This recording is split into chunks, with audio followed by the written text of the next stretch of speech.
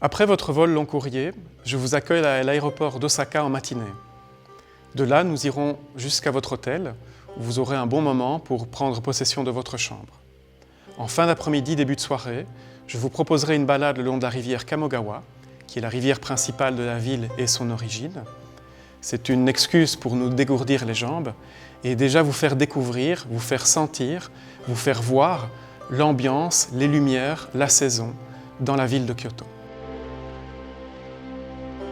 Nous débutons notre voyage au Japon par une visite du quartier de Gion, un des quartiers historiques de la ville de Kyoto. Ce quartier est évidemment mondialement célèbre puisqu'il abrite les geishas.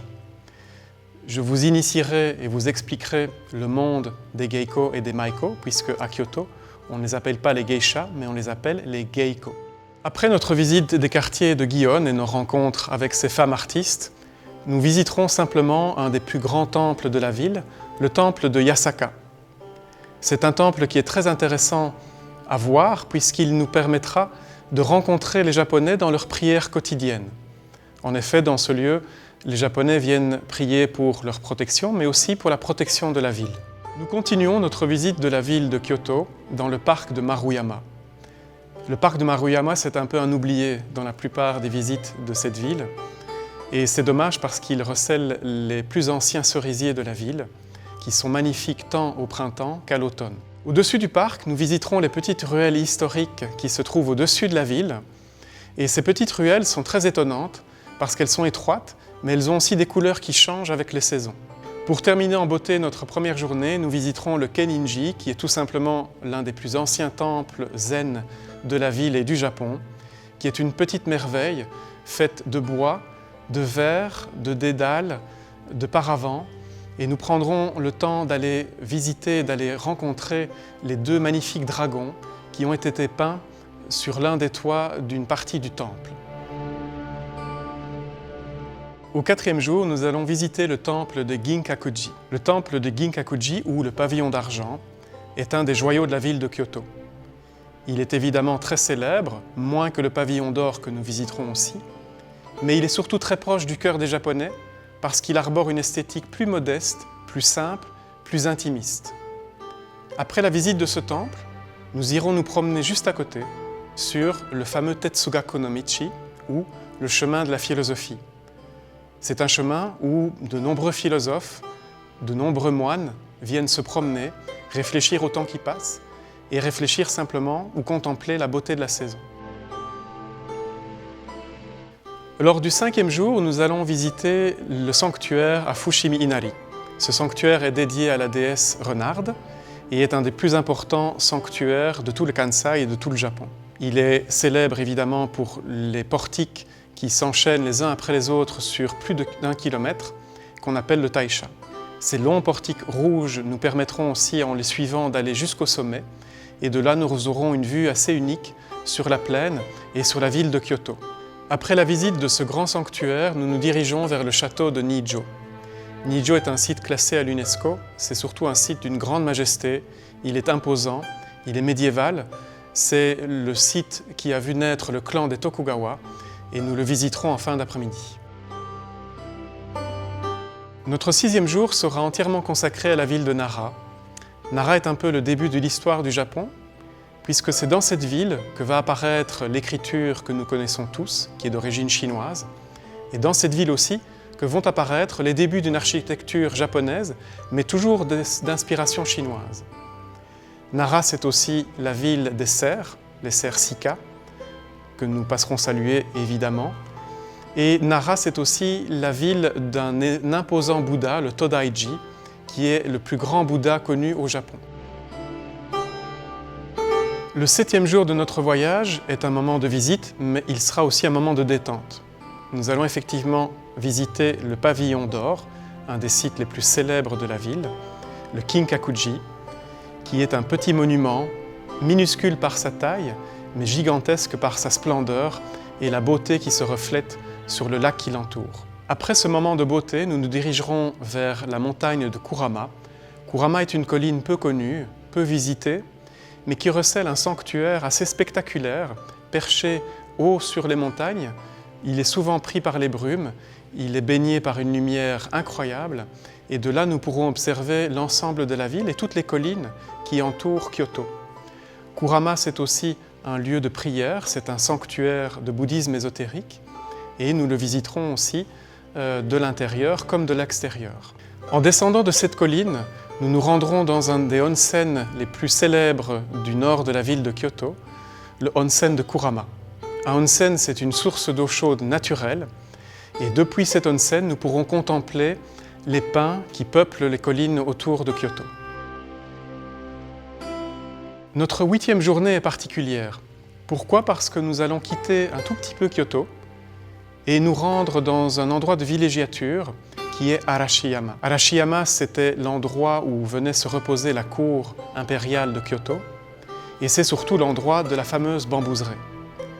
Cette bambouseraie s'ouvre d'abord sur une ambiance assez sombre et puis soudain, ce sont des rayons de lumière qui la traversent, des bruits de bambou qui claquent et toute l'ambiance du printemps et de l'automne qui vont nous ravir littéralement. Après la bambouseraie, nous ne pourrons éviter évidemment le grand sanctuaire de Tenryuji, qui est un des plus beaux sites du sud de la ville et qui nous permettra de vraiment comprendre et de découvrir ce qu'est l'architecture dite zen et surtout ce qu'on entend par un jardin zen. Je prendrai le temps de vous expliquer les éléments constitutifs de ce type d'esthétique et de ce type de jardin et nous visiterons les plus belles parties du temple ainsi que l'ensemble des pavillons qui sont associés. Après avoir passé une semaine de découverte dans la ville de Kyoto, nous prendrons un des fleurons technologiques du Japon, à savoir le Shinkansen. Le Shinkansen est un train à très haute vitesse qui nous emmènera à toute allure vers la ville de Tokyo. À Tokyo, après avoir pris possession de nos chambres, nous irons visiter 2 quartiers. Le quartier de Shinjuku, qui est un des quartiers historiques de la ville, et à l'intérieur de ce quartier, un micro-quartier qu'on appelle le Golden Gai, qui est aussi un des quartiers les plus anciens de la ville. Le Golden Gai, c'est surtout des rues très étroites, qui sont animées par des bars, par beaucoup de personnes, beaucoup de gens. Ce sera l'occasion aussi de découvrir une autre ambiance, très différente de la ville de Kyoto, mais tout aussi japonaise. Lors de notre 10e journée, nous commençons à sentir l'ambiance de Tokyo. Et je vous emmène dans le plus grand sanctuaire, le sanctuaire de Meiji Jingu, qui est consacré à la famille impériale. C'est aussi un des plus beaux espaces verts de la ville et un temple qui est d'une rare beauté. À la sortie de ce temple, nous vivrons un des contrastes les plus intéressants et les plus riches qu'on puisse vivre au Japon, puisque nous passerons d'un Japon traditionnel au Japon ultra-moderne du quartier de Harajuku, quartier dans lequel nous allons rencontrer des cosplayers, donc des gens qui se déguisent en manga, en anime, et nous allons rencontrer aussi toute la folie et tout le décalage que peuvent avoir les jeunes Japonais. Nous terminerons cette journée riche en contrastes par une visite d'un lieu que j'affectionne énormément, qu'on appelle le Tochomai, qui est un énorme building municipal, mais qui a la particularité d'être le plus beau point de vue sur le mont Fuji. Or, on ne peut visiter le Japon sans observer au moins une fois le mont Fuji, puisque c'est d'abord une divinité, une des plus grandes divinités vénérées par les Japonais, mais c'est aussi une montagne qui permet de comprendre l'importance et la dimension de la ville de Tokyo, qui compte pas moins de 44 millions d'habitants. Lors de notre 11e journée, nous allons devenir de vrais Tokyoïtes. En effet, nous irons dans le quartier de Shibuya. Shibuya, c'est un quartier fou, avec des enseignes lumineuses surdimensionnées, des passages pour piétons évidemment très célèbres. C'est aussi une station de métro interminable dans laquelle on peut se perdre. C'est un lieu incroyable, fou, vivant, prenant, et nous allons le traverser dans tous les sens, littéralement. Pour quitter toute cette folie présente à Shibuya, je vous proposerai ensuite de nous rendre près de la rivière Meguro, qui est aussi le nom d'un quartier calme, un quartier familial, mais un quartier aussi qui est bordé tout le long de ses allées par de magnifiques cerisiers et d'autres arbres qui nous donnent à voir et à contempler les couleurs de chaque saison. Dans l'après-midi, nous visitons le quartier d'Asakusa.